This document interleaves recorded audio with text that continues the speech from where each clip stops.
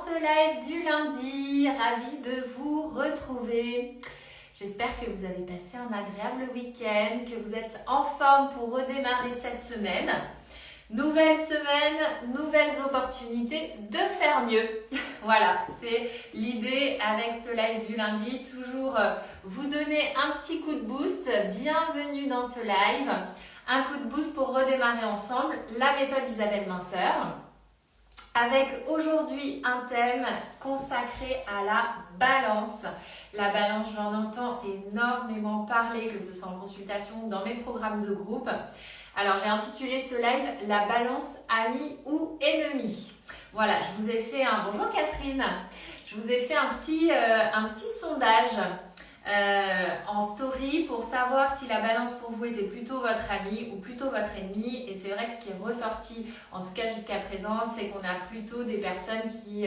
alors certaines ont répondu qu'elle était leur amie, donc ça c'est chouette, mais d'autres que c'était plutôt votre ennemi. Et c'est vrai que moi c'est ce que j'observe beaucoup bien dans mes consultations, c'est que voilà, le rapport à la balance est souvent très très compliqué pour certaines personnes.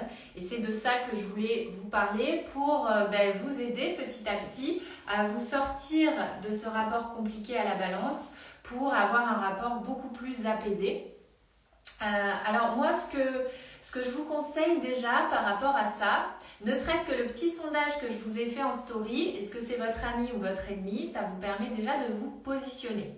C'est intéressant de vous poser cette question, de faire votre bilan, de savoir, je dirais, sur une échelle de 0 à 10, combien ça vous stresse, où vous en êtes sur le fait de monter sur la balance. Est-ce que ça vous stresse pas du tout ou est-ce que 10 ça vous stresse énormément? C'est intéressant de faire ce bilan pour savoir, je dirais, quelles sont les émotions que ça va produire quand vous allez, les ressentis, les émotions que vous allez avoir quand vous allez monter sur la balance. C'est hyper important. Important aussi de vous faire votre bilan, c'est-à-dire combien de fois vous montez sur la balance, je dirais par jour, par semaine, ou pas du tout. Il y a des personnes, c'est pas du tout le cas, donc qu'elles sont très détachées de la balance et ça leur convient bien. Si vous avez tendance à monter énormément sur la balance, moi j'ai vu des personnes qui montent plusieurs fois par jour sur la balance pour vérifier la prise ou la perte de poids. Et donc ça, c'est intéressant de faire ce bilan-là. Voilà, déjà. Pour identifier le nombre de fois où vous avez tendance à monter sur la balance et surtout ce que ça produit en vous. Si vous montez sur la balance et que vous prenez du poids et que au niveau de vos émotions, de vos ressentis, vous allez avoir des phénomènes de compensation, vous allez avoir de la culpabilité, vous allez avoir toutes ces émotions qui sont négatives envers vous-même, et bien à ce moment-là, ça peut être intéressant de fixer un cadre. De fixer un cadre et de vous dire, je monte une fois par jour, une fois par semaine sur la balance. À vous de voir, je dirais il n'y a pas de généralité, d'une manière générale d'ailleurs. Moi j'aime pas trop faire de généralité parce que selon les gens, selon les personnes, ça va être bénéfique ou pas. Moi j'ai rencontré en consultation une femme qui me disait tous les matins je me pèse et c'est mon baromètre. Ça me permet de voir par rapport à ce que j'ai mangé hier si j'ai pris un peu de poids. En fait, elle suivait son poids grâce à la balance en se pesant tous les jours. Et c'était OK pour elle. C'est-à-dire qu'elle se sentait bien avec ça. Si elle avait pris un peu de poids, elle n'avait pas forcément plus de stress que ça. Au contraire, elle se disait je vais réajuster aujourd'hui. Ça la motivait. Tant mieux. Si c'est votre cas, à ce moment-là, il n'y a pas de sujet. C'est très bien. Continuez comme ça. Ce qui est gênant, c'est quand vous montez sur la balance, et ça je l'entends très souvent, des personnes qui montent sur la balance et qui me disent « ça me gâche ma journée ». Ça n'est pas normal. Tenez, vous qui êtes en live peut-être, qui assistez au live, dites-moi si vous avez tendance à avoir ces ressentis-là par rapport à la balance, si c'est plutôt compliqué pour vous, si au contraire c'est fluide et ça vous aide. Je tiens à préciser que la balance, c'est un outil. Voilà, c'est pas... c'est un chiffre et ce chiffre ne vous représente pas, en fait. Voilà, ce chiffre, il va fluctuer. Hyper important aussi de savoir que votre poids, il peut fluctuer en fonction, évidemment, des périodes de votre cycle pour les femmes. Si vous vous mettez au sport, il va y avoir parfois une prise de masse musculaire qui peut avoir un impact sur le poids. Donc finalement, il y a quand même, par rapport à la prise de poids, pas mal d'éléments qui peuvent expliquer, je dirais, une petite prise de poids. Ce qui est important aussi, c'est de remettre en perspective plus 2 ou 300 grammes ou 400 ou 500 grammes. Voilà, c'est pas, on ne peut pas dire il y a une prise de poids. Donc vraiment, je vous invite à relativiser aussi quand vous montez sur la balance et que vous avez pris par exemple 500 grammes. Voilà, de changer ce discours intérieur et de vous dire c'est pas grave, je me motive et je continue et ça va, demain ça va bouger ou après-demain. Mais pas rester bloqué, surtout pas que ça vous perturbe votre journée, surtout pas que ça vous gâche votre journée. Voilà. Donc, premièrement, ce que je vous conseille, c'est vraiment de faire ce bilan parce que parfois c'est devenu des automatismes et vous n'avez même pas. Voilà, c'est devenu un automatisme et vous réalisez même pas que vous allez monter sur la balance 10 fois par jour. Or, en fait, vous vous faites beaucoup de mal dans ces cas-là parce que le discours intérieur, il est très mauvais. Donc, ça va être d'essayer de switcher ce discours intérieur, essayer de réduire peut-être le nombre de fois où vous allez monter sur la balance. Et puis, moi, ce que je conseille d'une manière générale, après encore une fois, ça dépend des gens, mais voilà, ce que je conseille, c'est plutôt de se peser une fois par semaine, le mercredi. Pourquoi le mercredi? Parce que s'il y a eu des petits écarts du week-end, voilà, c'est toujours intéressant de se dire lundi, mardi, on rééquilibre et mercredi, voilà, ça devrait être rééquilibré. Donc comme ça, le mercredi, ça vous permet de voir où vous en êtes. Mais ce qui est hyper important, c'est par rapport aux chiffres, d'être détaché de ce chiffre.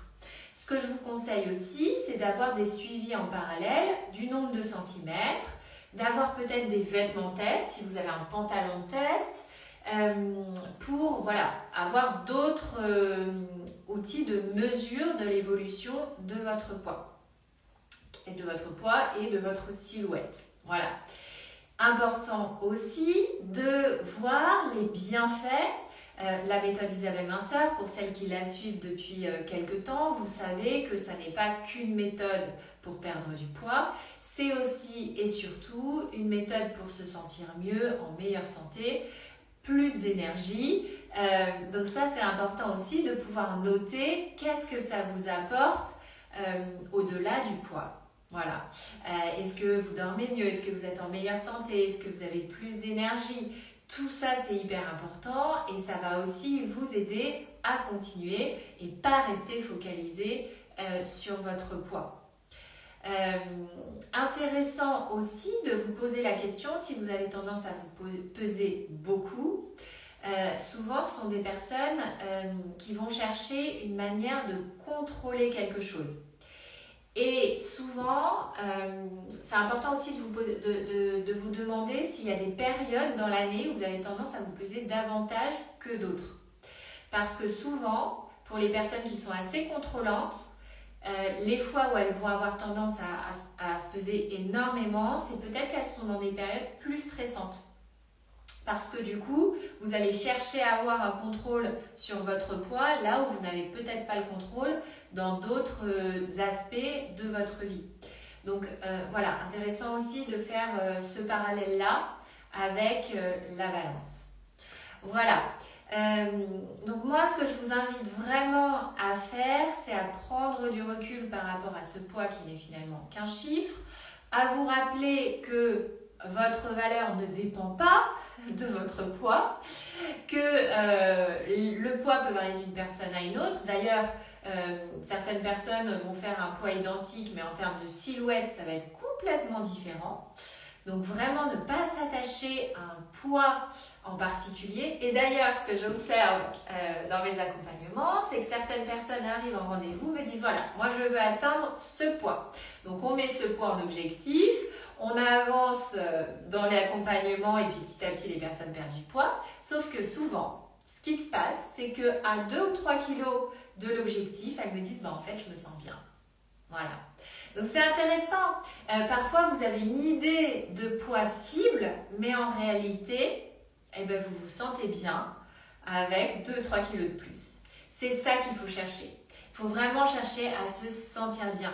Aller plutôt dans le ressenti, comment vous vous sentez dans votre corps. Voilà. Et ça, du coup, c'est tout le travail sur l'estime de vous-même que l'on fait en psychologie positive qui est hyper important. Parce que beaucoup de personnes vont atteindre leur objectif poids, mais s'il n'y a pas le travail derrière sur l'estime de vous-même, sur le fait d'apprécier votre image, eh bien malheureusement, vous allez atteindre votre poids cible. Voilà, sur la balance, vous allez voir votre poids, mais vous ne vous sentirez pas bien dans votre peau. Voilà, donc d'où l'intérêt vraiment de travailler en psychologie positive sur qu'est-ce que vous appréciez chez vous, à la fois physiquement, mais à la fois aussi sur ce que vous appréciez chez vous, de la personne que vous êtes, vos fiertés, mettre en avant vos fiertés. Donc tout ça, c'est tout le travail sur l'estime de soi que je propose dans la méthode Isabelle Minceur. Voilà, donc je vous présente mes livres. C'est J'arrête de manger les émotions. C'est mon premier livre qui est vraiment le livre où je présente la méthode Isabelle Minceur. Et toute cette approche en psychologie positive qui est vraiment, ce qui fait de la méthode Isabelle Minceur son unicité. C'est vraiment ça qui va être différenciant de toutes les autres approches minceurs que vous avez pu voir jusqu'à présent. Et c'est ce travail sur l'estime de soi, sur la bienveillance envers vous-même quand vous montez sur la balance ou même à d'autres moments. C'est de vous dire, écoute, c'est pas grave. Voilà, ok, il y a eu des petits écarts, il y a eu 500 grammes, 1 kilo en plus, c'est pas grave, on se ressaisit. Devenez votre propre coach. Hyper important, être son propre coach pour se booster, voilà, et se dire, c'est pas grave, je repars. On est lundi les filles, on repart sur une nouvelle semaine et on y va. Donc voilà, dans ce premier livre, toute la méthode, mon témoignage personnel et des recettes de base. Dans ce deuxième livre, Programme 8 semaines pour arrêter de manger les émotions, vous allez retrouver un coaching jour par jour, comme si j'étais à côté de vous. Voilà, je suis votre coach. Si vous n'arrivez pas à être votre propre coach, prenez ce deuxième livre, vous allez voir, vous allez être coaché jour par jour avec des petits objectifs et avancer tranquillement mais sûrement pour vous sentir mieux dans votre corps et dans votre tête. Vous avez aussi plein de recettes dans ce livre. Vraiment, vous avez plus de 35 recettes avec à chaque fois 3 variantes pour refaire les recettes avec d'autres ingrédients. Donc ça, c'est très chouette. Et à la fin, tout un planning de menus sur une semaine avec des produits bruts de chez Picard surgelés. Donc ça, c'est vraiment le livre qui va vous aider à mettre la méthode en place au quotidien. Et le dernier livre, Je transforme mes émotions pour ne plus les manger. Là, c'est vraiment ce travail sur la psychologie positive dont je vous parlais pour être apaisé avec soi-même, avec son image, pour rajouter du positif dans sa vie, pour se booster, pour faire des choses qu'on aime, pour finalement avoir une vie dans laquelle on se sent bien. Voilà, parce que c'est possible d'avoir la vie que l'on a toujours rêvé d'avoir, c'est possible, voilà. Mais il faut mettre des choses en place. Donc ça, vous allez pouvoir le faire grâce à ce troisième livre et au tableau de visualisation que vous allez pouvoir effectuer, qui est un outil absolument magique en psychologie positive. Voilà. Est-ce que vous avez des petits commentaires par rapport à ce sujet de rapport à la balance ? Pour celles qui sont en live, est-ce que vous avez plutôt un bon rapport à la balance ou est-ce que c'est compliqué pour vous ? Dites-moi. Alors, je sais qu'il y a toujours un petit décalage. Vraiment, moi je vous invite à identifier ce qui se joue dans votre tête. Parce que parfois, on ne se rend pas compte des pensées qui sont hyper néfastes à votre bien-être, en fait, tout simplement. Et c'est vrai que voilà, quand on monte sur la balance et que vous vous dites oh là là, encore t'es nul ou moi il y a beaucoup de femmes que je reçois en consultation qui me disent mais moi je me parle encore plus mal que je parlerais que la manière dont je parlerais à ma meilleure ennemie, à ma pire ennemie. Donc c'est pas normal en fait de se parler aussi mal à soi-même. Voilà, donc soyez bienveillante avec vous-même. Voilà, encouragez-vous chaque jour dans tout ce que vous mettez en place.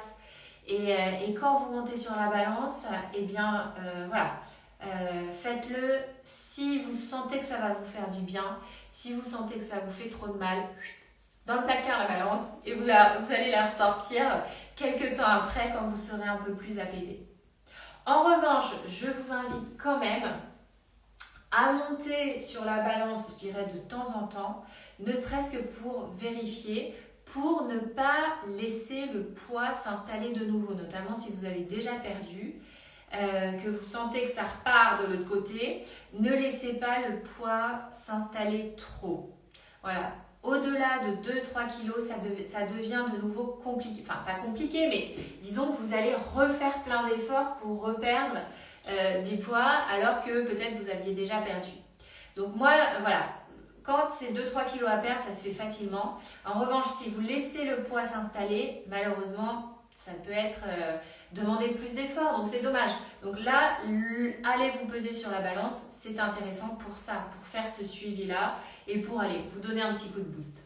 Mais en tout cas, si vous arrivez à switcher dans votre tête et à vous dire, eh bien, je le vois comme une motivation plutôt que comme une sanction, ça va tout changer pour vous.